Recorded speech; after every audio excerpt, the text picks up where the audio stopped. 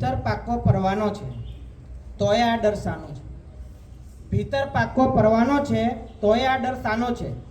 સાવ ભૂલી જા કોરી વાતો, રંગબેરંગી અરમાનો છે.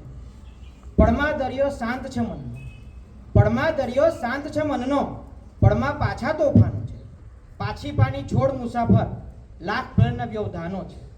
કોણ સુરેશ અહીંનું રહેવાસી, કોણ સુરેશ અહીંનું રહેવાસી, અહીંયા તો સૌ મહેમાનો છે, અહીંયા તો સૌ મહેમાનો છે. સ્વર્ગસ્થ સુરેશચંદ્રનો વ્યક્તિગત પરિચય એટલે 1963ની સાલમાં ડહિયાભાઈ અને ગજરાબહેનનું પ્રથમ સંતાન. સિસોદરા ગામમાં ઉછરેલો ગામડાનો માણસ 6 ભાઈ બહેનો સાથે મોટા થઈ એમને સાચી કેડીએ દોરી દીકરા અને ભાઈની પડકાર સ્વરૂપ પાત્રતા ધીરજ અને ખતથી પૂરી કરી. કદકાઠી એવી કે ચમરબંધ બનાવેલી પોતાના ભાઈને ગામના દરજીએ કનડગઢ કરતા એક મુક્કે દરજીને જમીનદોસ્ત કરી દીધાનું સંભાળું એમના ભાઈ શ્રી સન્મુખને આજે દાયકાઓ પછી પણ યાદ છે. ખોટું કરવાનું નહીં અને ખોટું ચલાવવાનું નહીં, એ એમનું નીતિ સૂત્ર. સાલ 1987-88ની સાલમાં ટિમ્બરવારના જયશ્રીબેન સાથે લગ્ન ગ્રંથિએ જોડાઈ. બારડોલી સુગર ખાતે નોકરી કરતા કરતા પ્રથમ ગંગાધરા ગામ અને ત્યારબાદ જીવનદીપ સોસાયટી ખાતે સ્થાયી થયા. એમના ખોડે નીરવ અને મયુર જેવા મધુર પુષ્પો ખુલી ઉઠ્યા અને they live happily ever after. બસ આટલું જ, આટલી જ કહાની. આ વાર્તા તો તમને દર બીજા ઘરે જોવા મળશે. તો એવું તો શું છે કે જે સુરેશચંદ્રને સામાન્ય લોકોથી અલગ તારવે છે? તો પ્રથમ વાત તો એ કે જેના નામમાં ચંદ્ર લાગતું હોય એ વ્યક્તિત્વ વિશેષ જ હોય. સ્વામી વિવેકાનંદ એટલે કે એમનું નામ નરેન્દ્ર, આજના આપણા પ્રધાનમંત્રી નરેન્દ્રભાઈ મોદી, એ જ રીતે સુરેશચંદ્ર.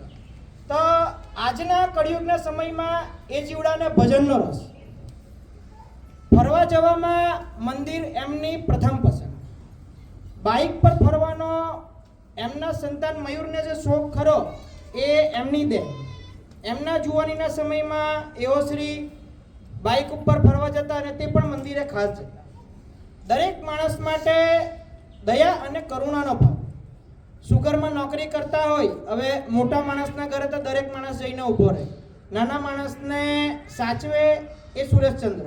નાના માણસને કોઈ ખીચવાયા હોય, કંઈ નહીં ભાઈ હું તારી સાથે ઊભો છું, આ એમનો ભાવ. નાના માણસને હિંમત આપી સાથે રાખે. આંગણે આવેલા મહેમાનને મીઠો આવકાર. જે સોસાયટીમાં રહે છે, જે એમને ત્યાં આવે છે તેઓ જાણે છે આ અહીંયા એક હિંચકો અને અહીંયા બેસેલા હોય ને જે પણ આવે એને નામથી બોલાવે, આવો ભાઈ બેસાડે. 1987માં જીવનદીપમાં આવી બીજા જ વર્ષે સોસાયટીમાં ગણપતિ મૂકાતા નથી એ એમણે જાણ્યું અને નોકરી કરતાં કરતાં સુગરની શિફ્ટ આવે, ડે નાઇટની શિફ્ટ આવે, નોકરી કરતાં કરતાં એઓ અને એમના સાથી મિત્રો જેમ તેમ પૈસા કરી અને સોસાયટીના પ્રથમ ગણપતિની સ્થાપના એમણે કરી. એમનું વ્યક્તિત્વ એવું છે કે એમને સંભાળવા માટે, એમને યાદ કરવા માટે પેપર કે પાનાની જરૂર નથી. એમનો જે પ્રથમ પુત્ર નીરવ એ સોસાયટીનો પ્રથમ એનઆરઆઈ. તો એને હિંમત કોણે આપી, એને કેળવણી કોણે આપી? તો તે એટલે આ સુરેશચંદ્ર. આપણે પ્રેમથી એમને સુરેશલાલ કહીએ છીએ. ત્યારબાદ સોસાયટીમાં ગણપતિની સ્થાપના તો થઈ ગઈ, પણ તે સમયે 1987-89ની વાત, ત્યારે કોની પાસે પૈસા? તો સુગરની નોકરી ચાલુ, ઘર સંસાર સંભાળવાનો અને એની સાથે સાથે પેટ્રોલ પંપ ઉપર, આજે તમે અહીંયા આવીને જોયો છે, પેટ્રોલ પંપ ઉપર ઊભા રહેવાનું, રસીદ ફાળવાની. તે સમયે લોકો 1 રૂપિયો, 2 રૂપિયા, 5 રૂપિયા આપે. તો એ રીતે ભગવાનના કામ માટે એમણે 1-1 રૂપિયો પાઈ જોડીને ગણપતિની સ્થાપનામાં જે એમનો ખર્ચો થાય છે, માઇક વસાવ્યો, સ્ટેજ વસાવ્યો અને એવી રીતે એમના સાથી મિત્રો જોડે પૈસા ભેગા કરી એમણે 2 ટીપણા ભરાય એટલો સામાન એમના ઘરે રહેતો અને જ્યારે ગણપતિ આવે એ વર્ષે એ સામાન ઉતરે અને તેનાથી ગણપતિનો મંડપ બનાવતો. હવે વડીલ તરીકે 1989-88થી કાર્યરત થયા. તો વડીલની વ્યાખ્યા કેવી કે જ્યારે અંત સમય આવ્યો ત્યાં સુધી સોસાયટીના દરેક પ્રસંગમાં હાજર, અહીંયા હોય આમંત્રણ હોય, કોઈના ઘરે પ્રસંગ હોય, કથા હોય, એટલે ભજન હોય, એટલે એમની હાજરી તમને પહેલા જોવા મળે. એ ત્યાં આવીને બેસી ગયેલા હોય. અને એવું નહીં કે આવીને બેસી જવાનું. જે આ ભાઈએ કીધું પ્રાર્થનામાં કે માણસનો અવતાર મળ્યો છે તો ધૂપ બની દીપાવજો, તો એ જ કામ એમનું પ્રસંગ કે કોઈને ત્યાં પ્રસંગ હોય એટલે આવીને ઉભા રહેવાનું. જે ઘટતું મૂકતું હોય, જે જુવાનિયાઓને અમને આદેશ જે આપવાના હોય તેમને આદેશ આવે. તહેવારમાં કંઈ ઘટતું હોય તો તે એમને પહેલા કહેવાનું આવે. અને ગણપતિનો તહેવાર આજે જીવનદીપ સોસાયટીનો વિશિષ્ટ તહેવાર છે.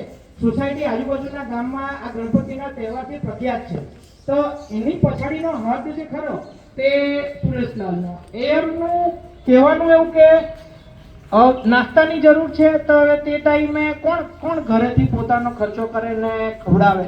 તો 1988ની સાલમાં દર ગણપતિએ એક દિવસનો નાસ્તો કરાવતા આવીએ. આજે વાંચે 30 વર્ષ ઉપર થઈ જવા.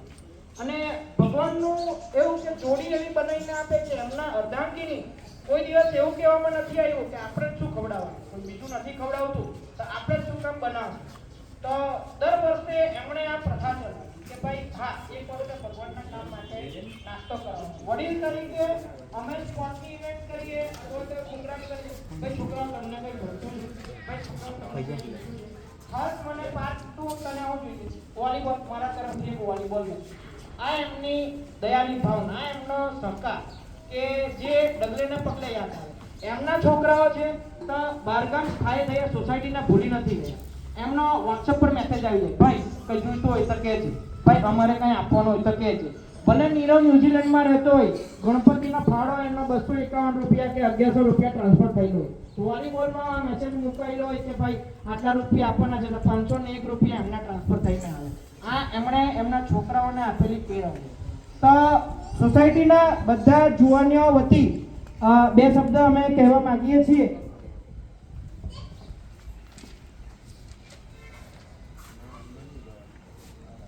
અંત સુધી સાથે રહી. પ્રસંગ ચાલે સોસાયટીના ગણપતિના તહેવાર હોય, 2 જણા, એક સાહેબ અને વડીલ, 2 જણા ખુરશી લાગીને બેસે.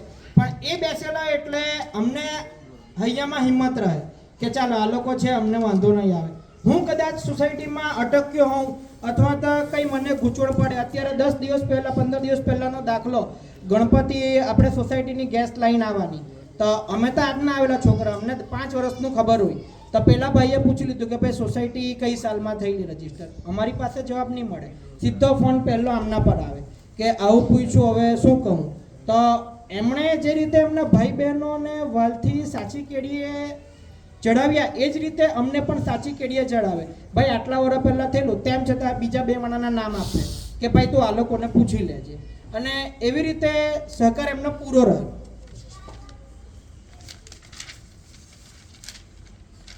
તો એમના માટે એમની યાદમાં 2 પંક્તિઓ સોસાયટીના જુવાનિયા વતી, જીવનદીપ સોસાયટી વતી, સોસાયટીના કવિ અશ્વિને બનાવી છે. તો હું રજૂ કરીશ. જીવનદીપનો એક તારો ખોઈ બેઠા, જીવનદીપનો એક તારો ખોઈ બેઠા, અમે અમારો એક સિતારો ખોઈ બેઠા. આજે પણ જુવાનિયા તમને સાથ કરશે, ડગલે ને પગલે તમારા સથવારાને યાદ કરશે.